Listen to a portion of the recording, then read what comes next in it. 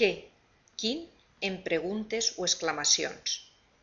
En preguntes i exclamacions, tant directes com indirectes, davant d'un substantiu, s'usa quin, quina, quins, quines. No es pot utilitzar el què interrogatiu ni l'exclamatiu davant d'un substantiu perquè es tracta d'un calc molt dur del castellà. Vegem-ne alguns exemples. Haurem de dir quin autobús va a València i no què autobús va a València. Quina cuina tan bruta han deixat i no què cuina tan bruta han deixat.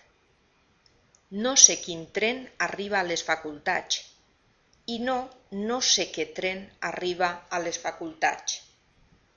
Vull recordar quines instruccions ens havia donat i no vull recordar què instruccions ens havia donat. Per altra part, què significa quina cosa en frases interrogatives i no va seguit de substantiu. Per tant, vegem ara uns exemples on sí és correcte l'ús d'este què. Què em deies? No t'he sentit.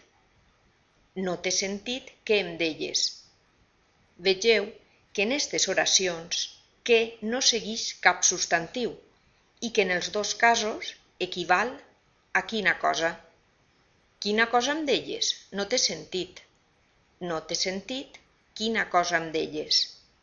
Per tant, recordem, en interrogacions i exclamacions hem d'utilitzar quin, quina, quines més substantiu i no què més substantiu, perquè en frases interrogatives què vol dir quina cosa.